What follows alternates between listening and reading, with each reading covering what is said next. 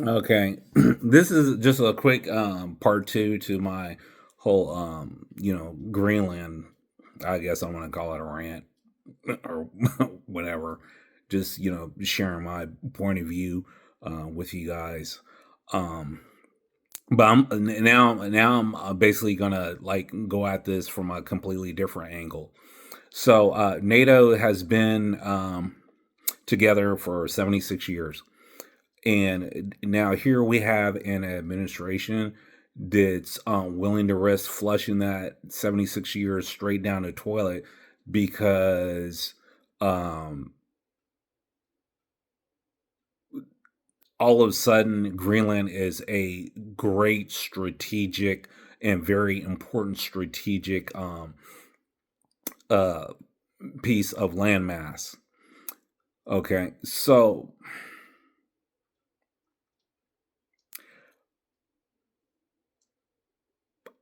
I can kind of see that in a way, but we the United States has been in existence for 76 years.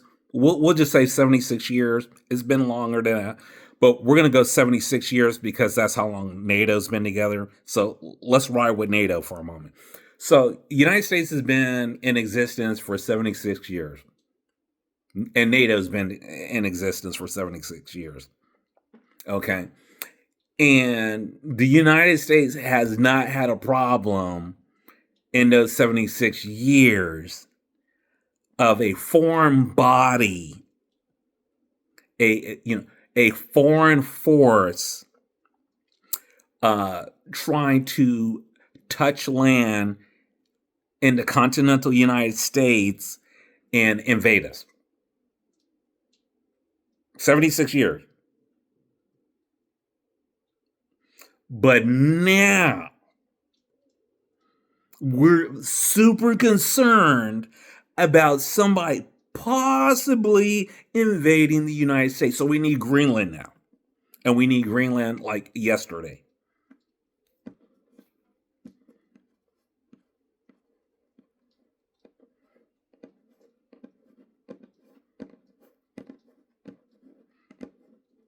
So I'm going to spin this to you guys like this, and I really like to hear from you guys out there and stuff, your take on it. I'm going to keep it 100. Um, I like Europe. I would kind of like to go on vacation there. I really love Germany. Germany's got some very beautiful places. Spain's great. Highly recommend you get out there.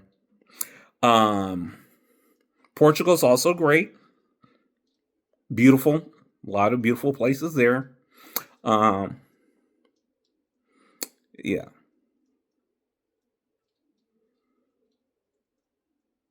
Why are we going to screw that up? Our allies are already pissed off at us. We've been doing the most lately. And honestly, I kind of really miss our friends over there. I really don't want to flush 76 years of collaboration, friendship and fellowship over a piece of land that we really, really don't need at the moment. We're in partnership with Greenland and Denmark, anyways. What? We need more bases? Put more bases over there, and they'll probably let us put 100 bases over there,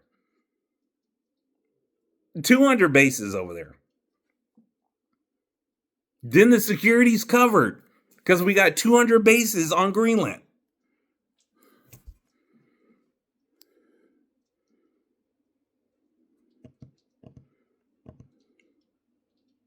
Why flush our relationship with our European allies down a toilet for a piece of land that we want, that all of a sudden we really, really need for strategic reasons?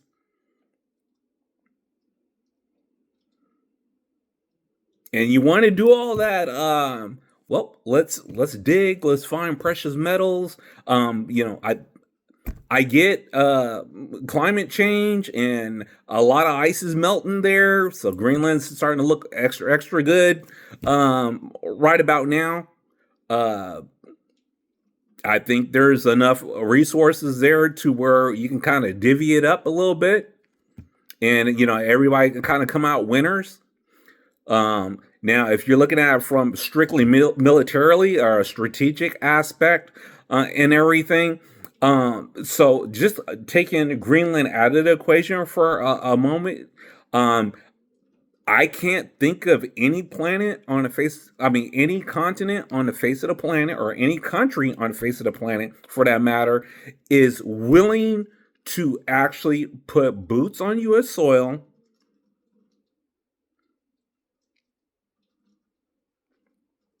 I mean, you guys tell me what nation on the planet is willing to put boots on U.S. soil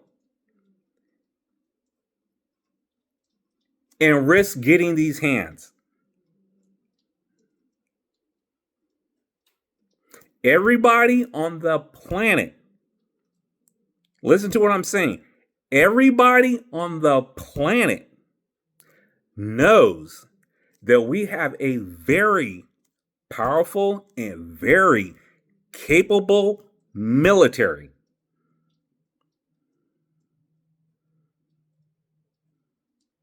Everybody on the planet knows that we have no problems dulling out ass whoopings. Everybody knows that. Everybody knows our MO. So my question is, do we really need Greenland that bad?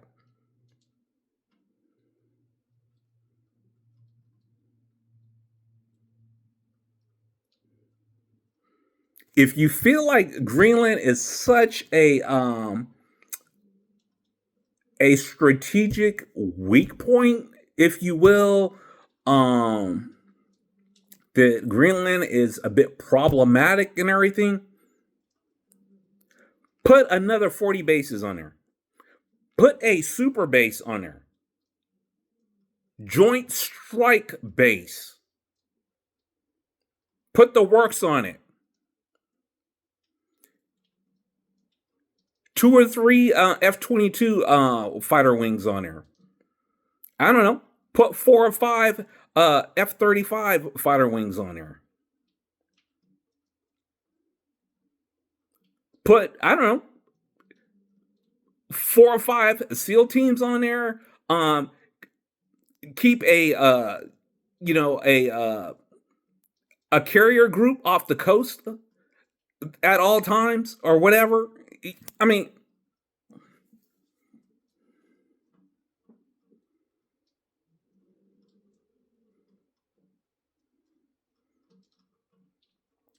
it's just crazy that we're willing to, you know, uh, nosedive our relationship, long term relationship, with our European allies, our allies around the globe and everything, that we've been in partnership for many years.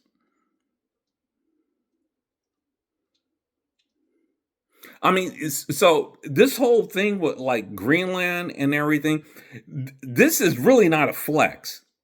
It really isn't a flex, because and if you want to call it a flex, it's just like a really dumb flex. And the reason why I say that is because we can pretty much do a lot of the stuff that we really need to do with Greenland already.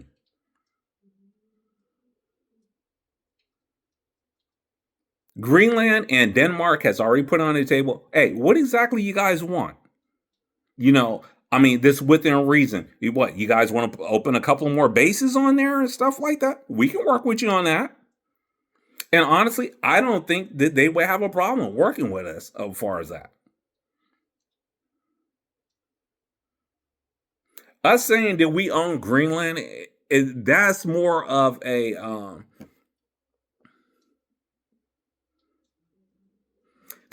more of a Some guy that's kind of got some money and he goes out and buy him a Tesla Cybertruck. Okay. And then what?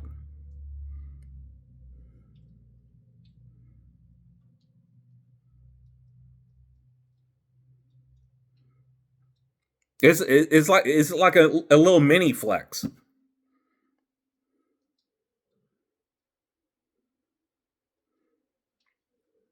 I just don't want us to flex ourselves into a bill that we can't cover.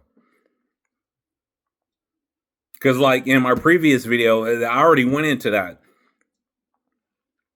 It's just money being spent everywhere. For what?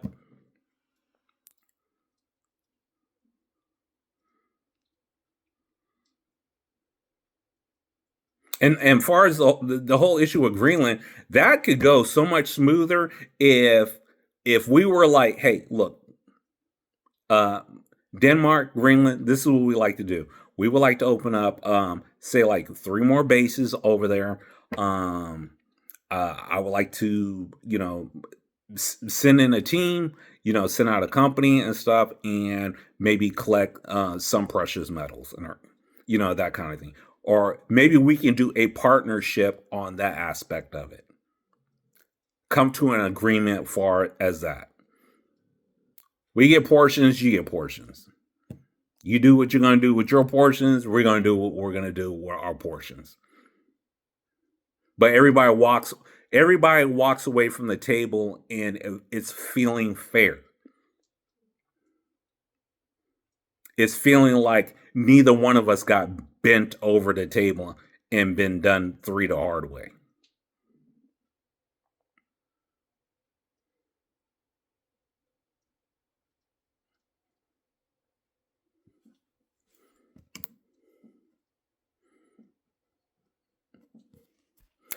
I don't know.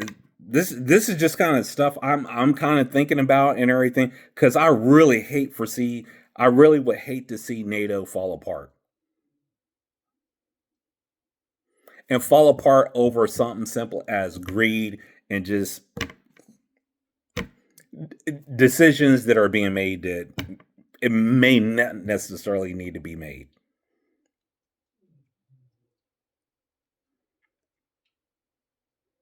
And the thing about it, it's always good to look at something from all angles.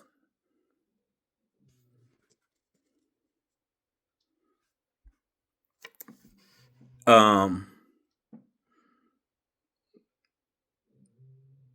it's always good to evaluate things from all angles,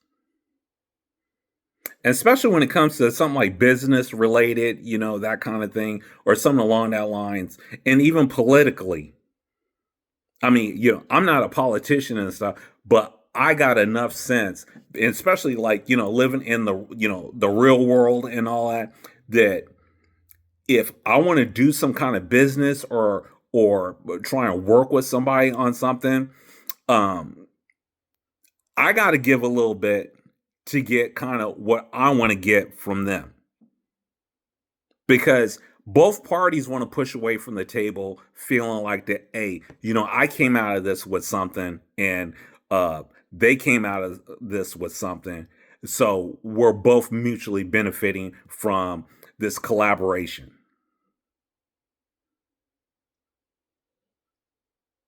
I don't know, you guys tell me what you think and stuff. Please let me know what you think. As far as like my other videos, pertaining to this and everything, and even about far as like the ice situation and everything.